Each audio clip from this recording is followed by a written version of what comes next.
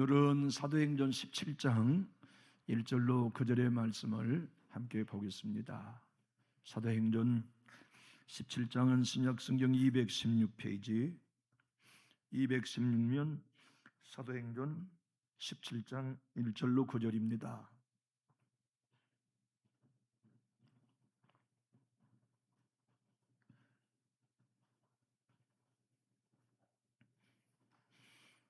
사도행전 17장 1절입니다. 그들이 암비볼리와 아볼리아로 다녀가 데살로니가에 이르니 거기 유대인의 회당이 있는지라.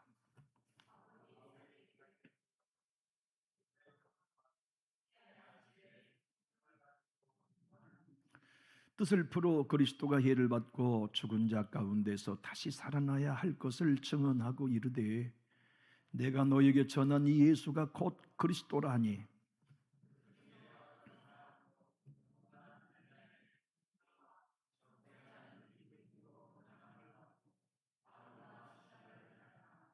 그러나 유대인들은 시기하여 저자의 어떤 불량한 사람들을 데리고 때를 지어 성을 소동하게 하여 야손의 집에 침입하여 그들을 백성에게 끌어내려고 찾았으나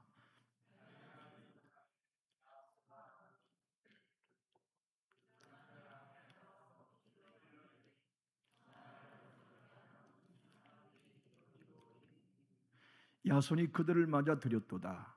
이 사람들이 다 가이사의 명을 거역하여 말하되 다른 임금 곧 예수라 하는 이가 있다 하더이다니 야손과 그 나머지 사람들에게 보석금을 받고 놓아주니라. 아멘. 여러분, 참 우리가 예수님을 알고 하나님을 믿고 있다는 게 얼마나 큰 은혜인지 몰라요.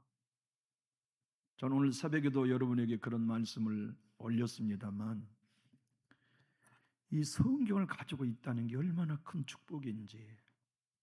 물론 어느 가정이든 교회를 안 다니는 집도 성경책 한 권쯤은 다 소장하고 있겠지만 이 성경이 하나님의 말씀이라고 믿고 있고 있는 거, 믿고 듣고 있는 거, 그 말씀을 양식으로 삼고 있다는 이것은 진짜 은혜 중에 은혜 같아요.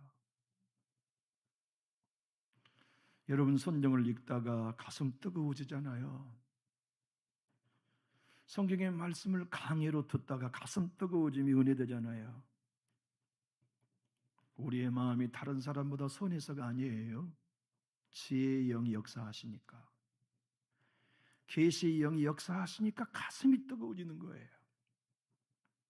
마음에 불붙는 감격이 있는 것도 지혜의 영이 역사하시기 때문이고, 나 예수가 믿어줘, 나 십자가가 믿어줘, 나 예수의 죽음으로 나 옛사람이 죽었다는 게 나 믿어줘. 이건 우리의 결단과 지성으로 되는 게 아니라 은혜로 됩니다. 하나님이 역사하시니까 믿어지는 거죠. 여러분 오늘 본문은 사도 바울의 1차 전도 여행 중에 데살로니가에 복음 전한 이야기예요. 여러분이 미리 생각하고 계실 겁니다. 이 교회가 그러면 데살로니가 전서와 후서를 받은 교회인가? 맞아요. 바로 그 교회예요. 오늘 본문 사도행전 17장에 세운 두 번째 전도 여행에서 세운 교회가 바로 데살로니가 교회예요. 그 교회를 세운 경위, 그 교회를 세워지기까지 있었던 고난, 모든 과정을 오늘 17장은 소개해주고 있어요. 그런데 여러분 가만히 보면 우리가 16장에 어디서 바울이 사역을 했나요? 빌립보 감옥 또 나온 것처럼 빌립보였어요. 그곳에서 그는 교회를 유럽에 최초로 세우고 지금 두 번째 교회를 유럽에 세웁니다. 그 데살로니가 교회예요. 그 교회가 바울 일행이 유럽에 두 번째 세운 교회입니다. 그런데 중요한 것은 빌립보에서 데살로니가의 거리가 100km예요. 물론 걸어서 다녔죠. 그런데 오늘 본문을 가만히 주목해서 보면 이 빌립보와 데살로니가의 거리가 100km입니다만은 그 100km 상간에 두 개의 도시가 있었어요. 그런데 놀랍게도 그 두 개의 도시에는 복음을 안 전한 겁니다. 우리가 생각할 때 세상 땅끝까지 복음을 전거하려고 하는 사도들이었다면 의도적으로 우리 이 도시도 가자. 만약에 우리 전라북도의 지리로 설명해 본다면 저 군산에다가 최초의 교회가 세워졌다면 군산에서 여기까지 오는 동안 김제도 한번 들리고 삼내도 한번 들리고 전주의 교회에 세우면 김제 사람, 삼내 사람들 좋아하지 않겠어요? 그런데 김제를 건너뛰었어요. 삼내를 무시하고 전주로 온 셈과 같아요. 그 배경을 오늘로는 1절은 설명해 주고 있습니다. 1절의 말씀은 이렇게 기록되어 있어요. 그들이 암비볼리와 아볼리아로 다녀가 데살로니가에 이르니 거기 유대인의 회당이 있는지라. 이 도시는 건너뛰어 버렸어요. 그냥 지나가 버렸어요. 여러분과 제가 지난 세월을 돌이켜보면 예수님이 우리를 구원하시기 위해 어떤 전도자든 어떤 믿음의 사람 내 집을 건너치지 않게 하셨기에 우리가 구원받은 겁니다. 하나님께서 어느 친구를 통해서 나의 삶을 지난날에 만나주시고 건너가지 않으셨기 때문에, 지나치지 않으셨기 때문에 우리가 구원받은 거예요. 지난날 교회에 속해 있었을 때 성령이 얼마나 강하게 역사했었나요? 제가 학창시절만 하여도요, 우리 교회 학생들이 다 성령 충만 받았어요. 다 방언하고 다 환상 보고 다 하나님의 살아계심을 다 체험했다고요. 그렇게 하나님께서 은혜가 있던 시대에 여러분과 저 건너뛰으셨다면 우리 여기 지금 못 있었을 겁니다. 그때 우리가 여기 하나님의 도시 암비볼리와 아볼리아처럼 지나치지 아니하고 우리에게 곧장 데살로니가처럼 찾아와 주셨기 때문에 은혜 받고 지금 여기 앉아 있어요. 이것이 얼마나 큰 은혜인지 성경은 오늘 우리에게 설명해 줍니다. 내가 네 집 지나치지 않아서 너희 가정에 구원이 임한 거다. 내가 네 자녀 지나치지 않게 네 자녀 구원받는 거다. 남준이 교회 내가 지나치지 않고 임하기 때문에 은혜 받는 거다. 성경이 오늘 우리에게 소원을 갖게 하세요. 하나님, 우리 교회에 지나치지 마세요. 들어오세요. 하나님, 예배 때마다 내 마음 지나치지 마시고 내게 들어오세요. 하나님, 이 마지막 시대에 내 가정 지나치지 마시고 내 자손들 지나치지 마시고 들어와 간섭해 주세요. 만나 주세요 하는 소원이 이 본문을 통해 우리 안에 생기는 말씀 아닙니까? 그렇게 바울은 데살로니가 교회에 가서 복음을 증거하는데 회당에 들어가서 3주일 동안 거듭 성경을 설교했어요. 여러분, 유대인들의 회당에는 두루마리, 물론 그 시대에는 지금 우리가 보는 이런 성경은 없었어요. 양피 가죽으로 똘똘똘똘 말아서 양쪽으로 이렇게 말아가지고 히브리어는 왼쪽에서 오른쪽, 아니 오른쪽에서 왼쪽으로 쓰거든요. 이렇게. 그러니까 그 모든 성경은 오른쪽에서 왼쪽으로 써져 있는 성경을 예배 때마다 52주 정해진 본문을 읽어요. 성경 설교자가 오늘은 이 본문 하겠으면 선택하지 않아요. 52주에 모든 성경 구절이 정해졌어요. 그런데 그 성경 구절은 세 구절이에요. 모세 오경 중에 한 구절을 랍비가 읽고 강해해요. 두 번째는 선지서 중의 일부를 랍비가 읽고 설교해요. 셋째는 시가서, 잠언, 시편, 전도서에 있는 말씀 한 구절을 읽고 설교한단 말입니다. 그러니까 우리 예수님이 누가복음 4장에 회당에 서서 두루마기를 펴 이사야의 말씀 61장 주의 성령이 내게 임하시는 은혜를 설교할 때에도 그날 그 주간 본문이 그 본문이었던 거예요. 오늘 바울은 구약의 어떤 본문을 읽었는지는 성경에 나와 있지 않기 때문에 모르지만 틀림없이 이사야 53장이었을 거예요. 왜냐하면 오늘 본문을 보면 이 고난당한 종이 십자가에 죽었다가 부활하신 이분이 우리의 임금 예수 그리스도라고 설명해 놓은 걸 보면 틀림없이 이사야 53장을 강의했을 거예요. 그런데 이렇게 52주 동안 성경 본문이 매주 정해져 있는 이 성서집을 전문 용어로 PPT 입은 넥셔널이라고 해요. 그러니까 첫 주부터 52주까지 매주마다 모세오경 중에 한 구절, 선지자서 중에 한 구절, 시가서 중에 한 구절을 매주 읽도록 1년 동안 묶어져 있는 책을 넥셔널이 송구집이라고 불렀어요. 그 본문으로 랍비가 강의하는데 3주간 동안 랍비니까 바울은 랍비잖아요. 그것도 가말리알 문화에서 공부한 최고의 석학이에요. 유대인들은 가말리아 문화에서 공부한 학자라면 무조건 고개 숙이니까 바울에게 3번 3주 동안 설교하게 해주신 거예요.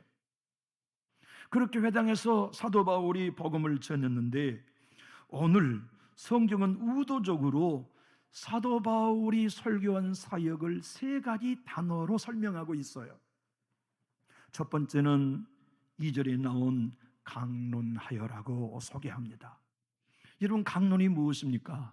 하나님의 말씀을 설교한 거죠. 세상 이야기하는 거 아니에요. 하나님의 말씀을 본문에 입각하여 본문을 말하는 강론을 했어요. 두 번째는 3절에 뜻을 풀어주었다고 소개하고, 또 다른 단어는 3절에 예수 그리스도가 바로 이분이다고 증언했다고 하는 3가지의 단어로 누가 사도는 오늘 우리에게도 말씀하세요. 교회 사역은 뭐냐? 교회가 해야 할 일은 무언가? 그것은 하나님의 말씀을 강론하는 것이다. 여러분, 목사가 존재하는 건 말씀을 강론하기 위해서입니다. 그것만이 제가 할 일이에요. 그것을 위해 제가 이 교회에 목회해야 해요. 말씀을 강론하면서 그 강론을 통해 말씀을 뜻을 풀어드리고 그 말씀을 풀어서 구약의 모든 말씀과 신약의 모든 말씀으로 예수 그리스도가 진정한 우리의 구주임을 증언하는 일, 그 일이 교회에게 해야 할 일이고 그 일이 여러분이 교회에 나와 기대해야 할 일이고 제가 이 교회에 목회하는 동안 해야 할 유일한 사명이에요. 저는 알고 있어요.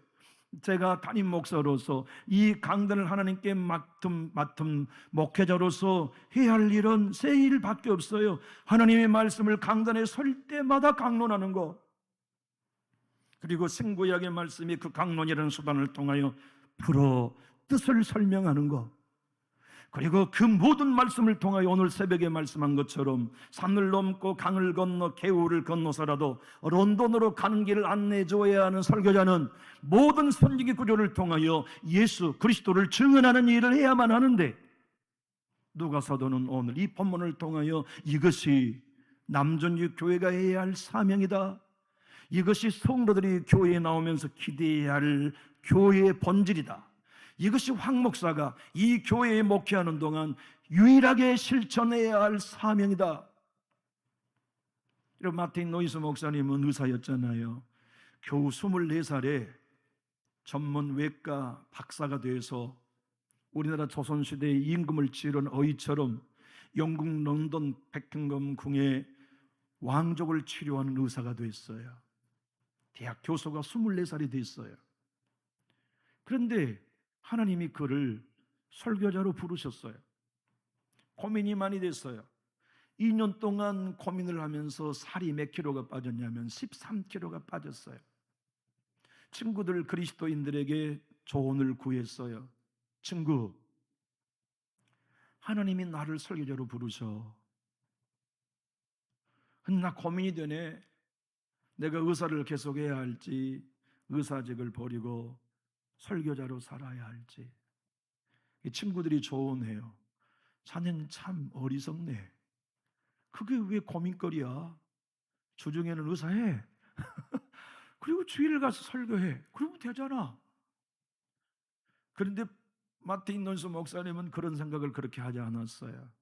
이건 전적 헌신을 요구한 것이지 세상의 명예인 의사도 하고 설교도 하는 걸 하나님이 원치 않으신다는 걸 알았어요.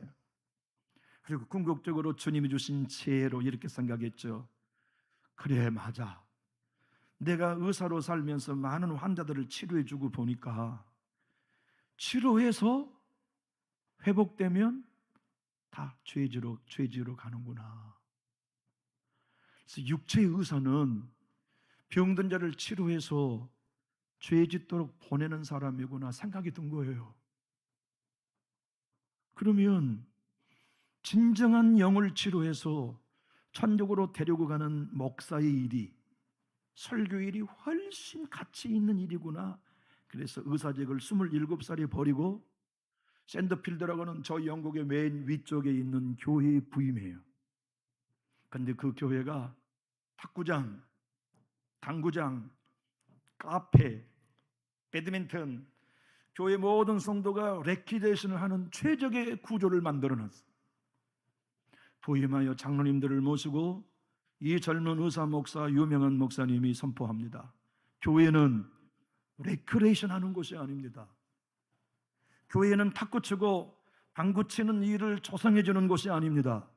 이 본문으로 교회는 하나님의 말씀을 강론한 곳입니다. 이제부터 이 교회의 모든 레크레이션 것들을 다 정리하십시오. 그리고 모든 성도가 하나님의 말씀의 강론을 듣게 하십시오. 하나님의 말씀의 풀이를 이해하게 하십시오.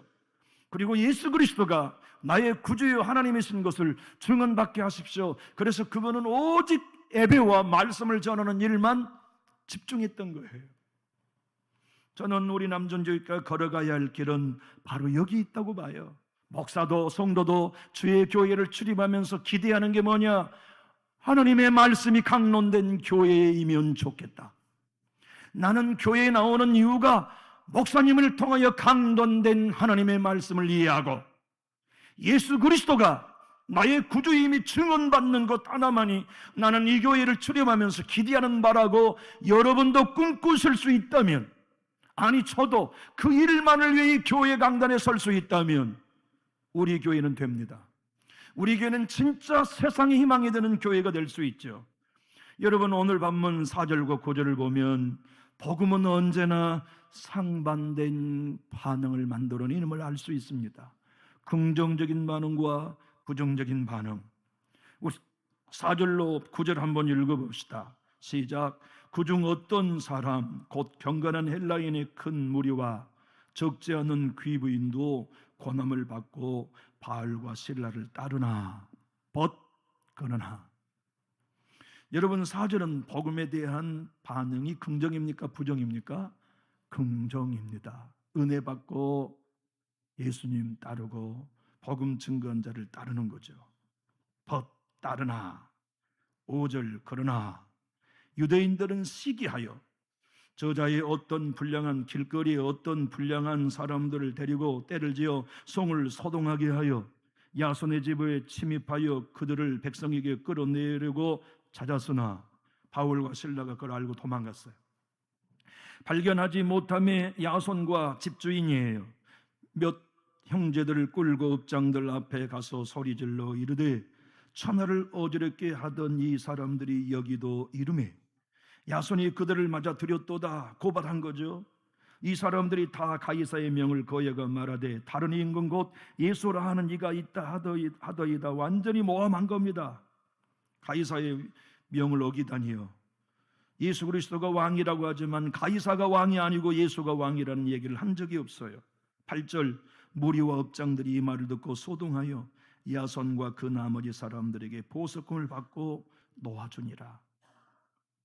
5절 이후는 복음에 대한 부정적 반응, 반대하는 거예요. 구체적으로는 시기했어요. 때렸어요. 감옥에 가뒀어요.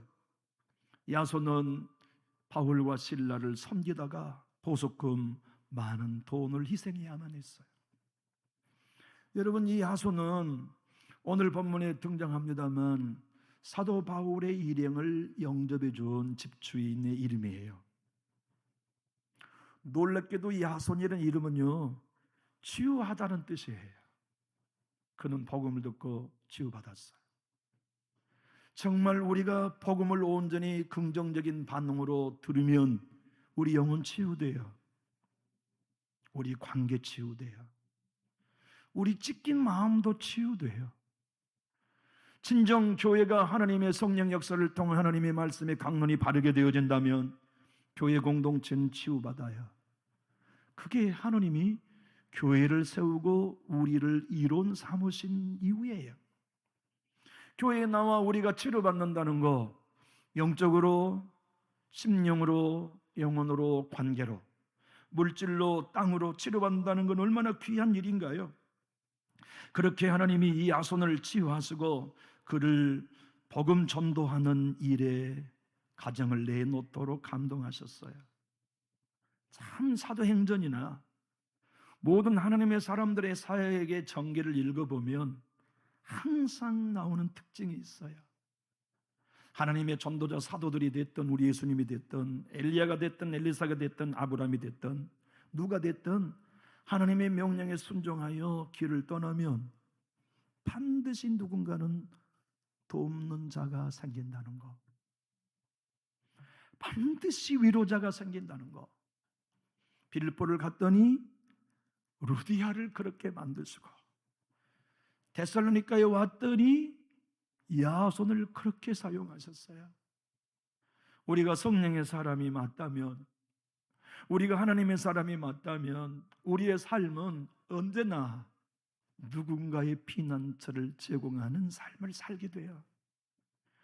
나 때문에 지쳐있는 누군가가 위로받고, 나 때문에 흔들리는 누군가의 믿음이 세워지고, 나는 저 양반과 식사만 하면 힘이 나, 나는 저 양반 집에 들어갔다만 나오면 어쩐지 영적인 쇠임이 솟아나. 이것이 우리가 진짜 예수의 사람으로 산다면, 정말 성령과 동행하고 있는 삶이 맞다면 하나님은 우리를 루디아로 사용하세요. 야손으로 사용하세요. 그런데 로마서 말씀 우리가 16장 21절을 보면 바울은 이 야손이 나의 친척이라고 표현해 놓았어요.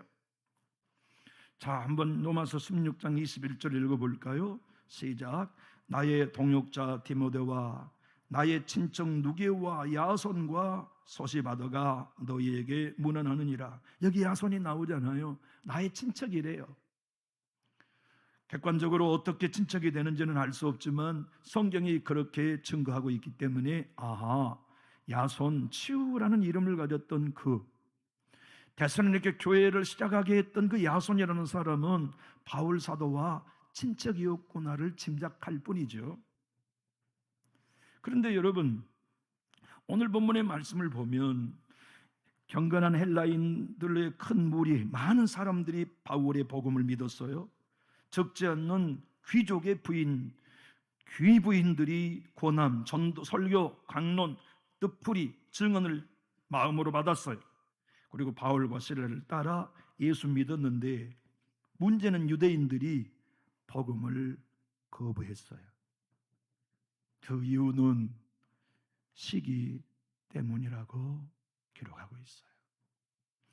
여러분, 시기심, 이것은요 죽을 때까지 돋아나는 잡초입니다. 참 우리 윤상기 장로님 텃밭 일군이라고 풀과 전쟁을 해볼 수가 없다는 말씀을 하시더라고요. 야, 저도 우리 교회를 한번 돌아보면요 이 풀 해볼 수가 없어요. 해볼 수가 없어요.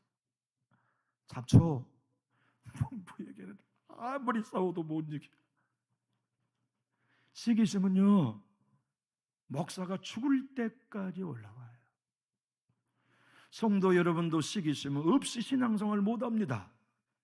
시기심이 날마다 올라오지만 성령의 사람, 예수의 사람은 그 시기심을 날마다 잡초처럼 뽑고 사는 것뿐이에요. 부인하고, 내가 시기하면 안 되지, 축복해야지. 내가 시기하면 안 돼. 격려해야지. 나는 시기하는 사람이 아니라 응원하는 사람으로 서야 해. 내가 이렇게 시기 있으니 삼기는 건 왜 이럴까? 또 내 자아내, 또 옛사람이 올라온 애를 우리 자신에게 적용하며 날마다 자기를 부인하며 걷는 길이 예수 따라가는 길이에요. 어떤 신앙인이 온전한 성품을 가지고 예수님처럼 시기심 없이 살 수 있겠어요? 유대인들의 문제는 언제나 시기심이었어요. 빌라도가 시기심 때문에 예수님 죽였고, 헤롯이 시기심 때문에 예수님을 못 박았어요. 대제사장들이 시기심 때문에 예수님을 죽였고, 바리새인들과 사두개인들과 서기관들이 시기심 때문에 예수님을 미워했어요. 성경에 나온 모든 유대인들은 시기심 때문에 예수를 대적했고 사도들과 교회를 대적했죠. 어느 가정이 잘 됐다는 얘기를 들을 때 우리에게 먼저 오는 반응은 내 가정보다 더 큰 복을 받은 것에 대한 시기심이 올라오는 건 정상이에요. 문제는 그 시기심을 품느냐, 그 순간 시기심을 보고 부인하고 격려하기를 선택하느냐지, 어떤 하나님의 사람이라도 시기심이 없이 살 수는 없어요. 여러분, 우리 지방 내에서 어느 교회가 갑자기 부흥해가지고 3년 내에 500명이 되고 10년 내에 1000명이 되는 교회로 성장하면 주변의 모든 목사님들이 시기할 거예요. 그 목사님을.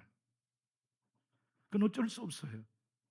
진짜 그 옆에 있는 교회 목사님들이 복음으로 살면 내가 왜 시기해야 돼? 저 주님의 교회가 부흥됐다면 격려하고 축복해 줄 일이지. 하나님이 저 교회라도 부흥시켜 주시고 저 주의 종이라도 써주신 것 감사해. 나의 교회도 그런 은혜가 있기를 원하지만 저 교회를 통해 하나님이 살아계심을 보여주신 것만으로도 난 찬양할 거야. 자기 마음의 시기의 독초를 뽑는 거죠. 여러분, 천주교회에만 소녀회가 있는 게 아니에요. 우리 개신교회도 소녀회가 있습니다. 마리아 소녀회. 그 소녀회를 처음 창설한 사람은 독일의 바실레아 슈링크라고 하는 소녀회예요. 그런데 이 소녀님은 기독교 개신교회 소녀회를 차려서 개신교 소녀들을 원장으로 섬기면서 예수님에게 멀어진 신앙인 속의 독초 45가지를 연구했어요.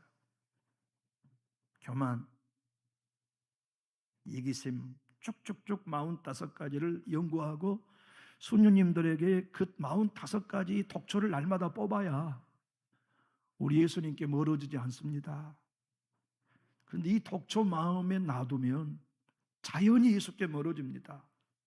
그 독초 중 가장 무서운 독초가 시기심입니다. 가르쳤어요. 그는 시기심을 이렇게 정의했어요. 내가 지금까지 받은 하나님의 축복을 잊어버리는 것. 저 양반이 오늘 가정에 큰 복을 받았어요. 큰 은혜 받았어요. 그것으로 시기심이 일어나는 건 지난날 나는 저 사람보다 훨씬 많은 은혜를 축복을 받은 것을 잠시 잊어버리기 때문에 나타나는 현상이에요. 그 전에 나는 더 많은 은혜를 받았어요. 그 전에 나는 더 많은 축복을 받았어요.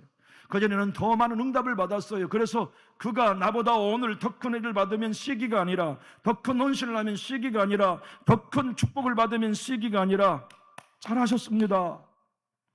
그렇게 은혜 받을 날이 와야죠. 그렇게 충성할 수 있는 기회를 얻어야죠 라고 격려해 줄 수 있는 건 바실라 슈링크 여사는 이렇게 말합니다. 시기심은 독초를 마음에서 뽑아야만 된다. 우리 교회를 오랫동안 섬겨오신 여러분, 새가족들이 앞장서 헌신하면 시기심이 드나요? 격려하시나요?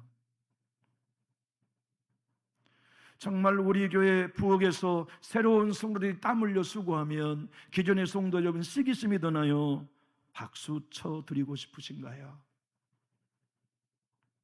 하나님의 교회에 먼저 우리가 터를 잡고 섬기는 사람들일지라도 새로 오신 가족들이 믿음 안에서 행복한 신앙생활을 한다면 시기심으로 반응하지 않고 격려해 주면서 잘하셨습니다. 목사님, 교회에 들어온 지 3년 동안은 아무것도 안 시켜야 정답 아닙니까? 그런 법이 어디 있어요? 내 교회에 들어오시면 오늘부터 한 살이 되어야 하고, 내 교회에 입교하시면 오늘부터 한 식구가 되어야 하고, 그분들에게 은사가 있다면 오늘부터 강단에서 선신하게 하는 것이 교회가 해야 할 일이지. 목사님, 3년 동안은 아무것도 안 시켜야 되는 거 아니에요? 그럴 수는 없는 일 아닙니까?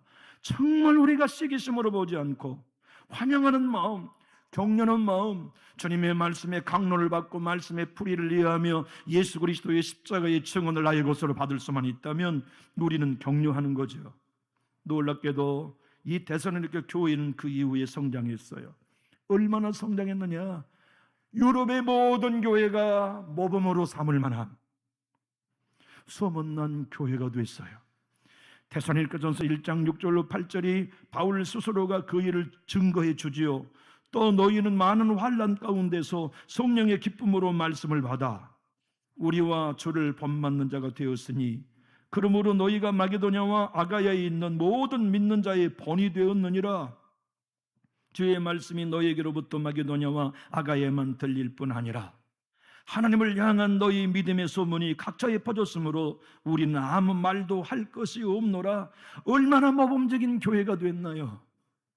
모든 교회의 모범이 되는 교회가 우리 교회라고 사람들이 말한다면 얼마나 영광스러운 일일까요?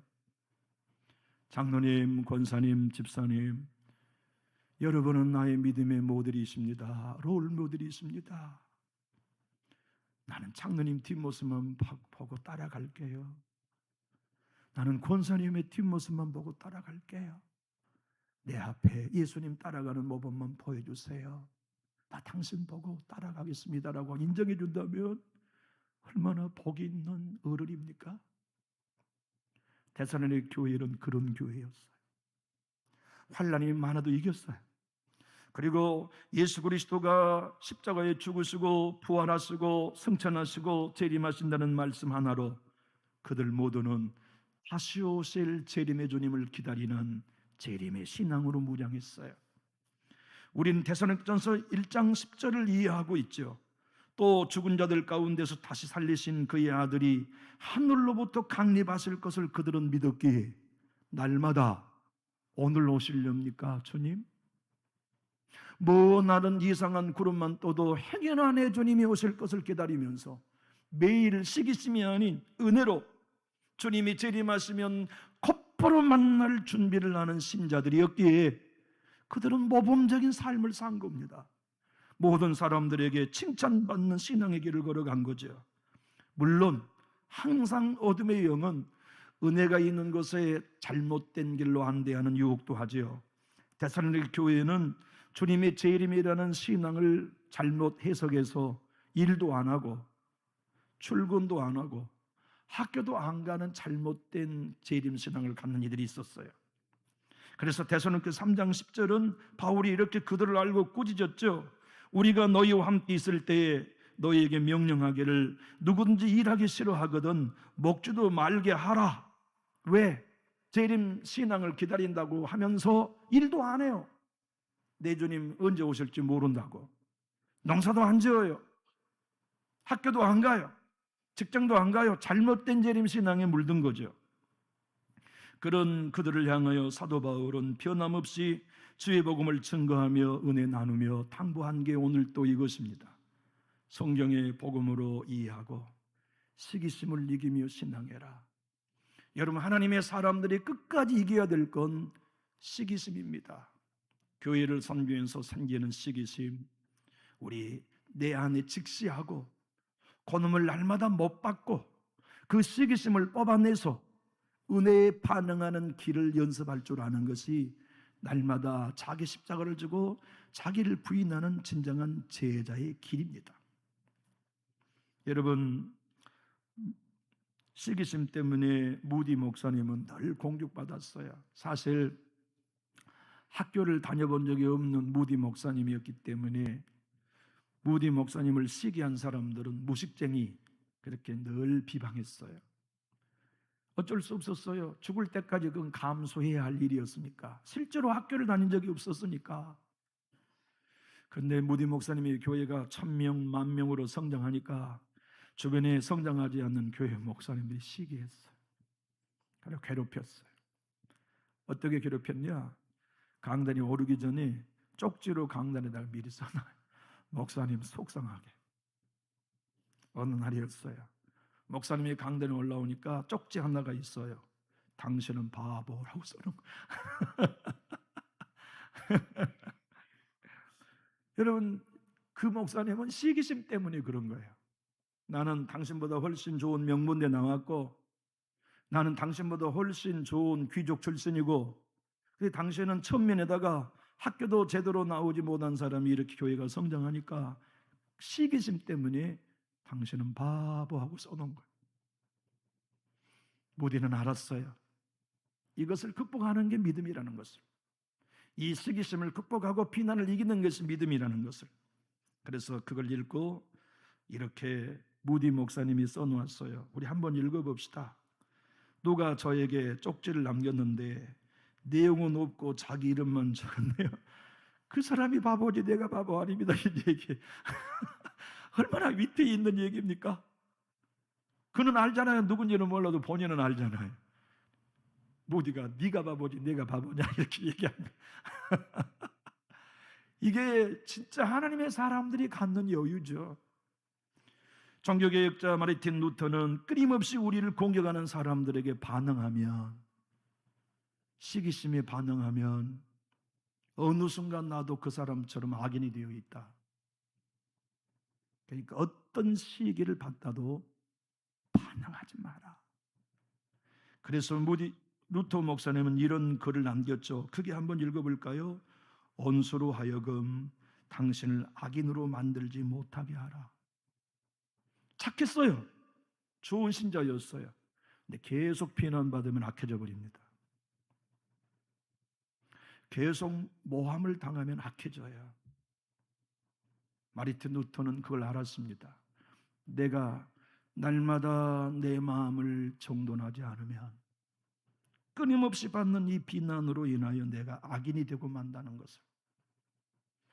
여러분 마음에 은혜가 있으신가요? 오늘 하나님의 말씀을 강론 들을 때 가슴 뜨거우신 것 맞나요? 성경이 우리에게 하나님의 말씀을 풀어주실 때 그 말씀이 생명의 양식처럼 달콤하신가요? 내 주 예수 그리스도가 십자가의 죽으심이 나의 구속이요, 그분이 십자가에 죽을 때 나 옛사람도 함께 연합하여 죽었고 그분이 부활함으로 나는 새 사람으로 새롭게 창조되었으며 하늘나라에 올라가 지금 내가 영원히 거할 손으로 짓진 하늘의 도성을 지으시고 완공되면 재림하셔서 나를 데리고 가실 것을 여러분 믿으시나요? 그것을 우리가 진짜 믿는다면 우리는 교회에 나와 여호와의 말씀의 강론을 기뻐합니다. 그것을 위해 교회에 나와요. 당구하고 탁구하고 레키션과 교제를 위해서가 아니라 하나님의 강단에서 감동되어지는 말씀을 듣기 위해, 그리고 그 말씀의 풀이로 은혜 얻기 위해, 내 주 예수 그리스도가 유일한 구주요 그리스도임을 증언받기 위해 교회에 나와 신앙하는 것이지요. 성경은 그래서 여러분들과 저에게 오늘 데살로니가전서 2장 17절로 18절에 이렇게 말씀하십니다. 다 같이 한번 읽어볼까요? 형제들아, 우리가 잠시 너희를 떠난 것은 얼굴이요 마음은 아니니 너희 얼굴 보기를 열정으로 더욱 힘썼노라. 그러므로 나 바울은 한 번, 두 번 너희에게 가고자 하였으나 사탄이 우리를 막았도다. 사탄은 언제나 일합니다. 성령의 역사가 있는 곳에서 일합니다. 성령은 이런 것을 너그럽게 하시고 야손처럼 치유받아 섬기는 일을 하게 하지만 사탄은 시기하게 합니다.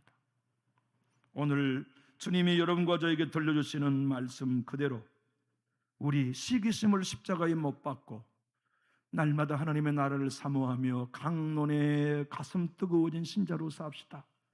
하나님의 말씀의 풀이로 가슴 뛰는 생명을 가지고 출입합시다.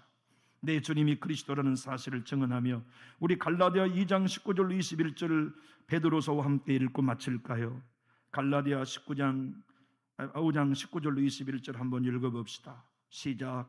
육체의 일은 분명하니 곧 음행과 더러운 것과 호색과 우상숭배와 주술과 원수 믿는 것과 분쟁과 시기와 분냄과 당짓는 것과 분열함과 이단과 투기와 술취함과 방탕함과 또 그와 같은 것들이라.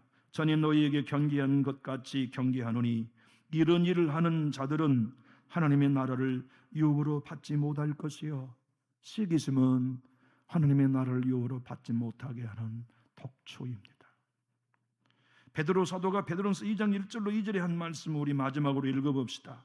시작. 그러므로 모든 악독과 모든 기만과 외식과 시기와 모든 비방하는 말을 버리고 칸난 아기들 같이 순전하고 신령한 여자를 사모하라. 이는 그로 말미암아 너희로 구원에 이르도록 자라게 하려 함이라. 사랑하는 교우 여러분, 우리 진짜 남전이 교회에서 하나님의 말씀의 강론을 받읍시다. 하나님의 말씀의 풀이를 가슴 뜨겁게 소중히 여깁시다. 그리고 예수 그리스도의 십자가와 죽음, 부활과 승천과 재림을 증언받는 신앙을 해서 우리 시기심으로 신앙하지 않고 격려하고 섬기며 세워가며 하나님의 나라를 이 땅에 더 확장시켜가는 주인공으로 제가 쓰임받고 여러분 모두가 쓰임받을 수 있기를 예수님 이름으로 축복합니다. 기도하겠습니다.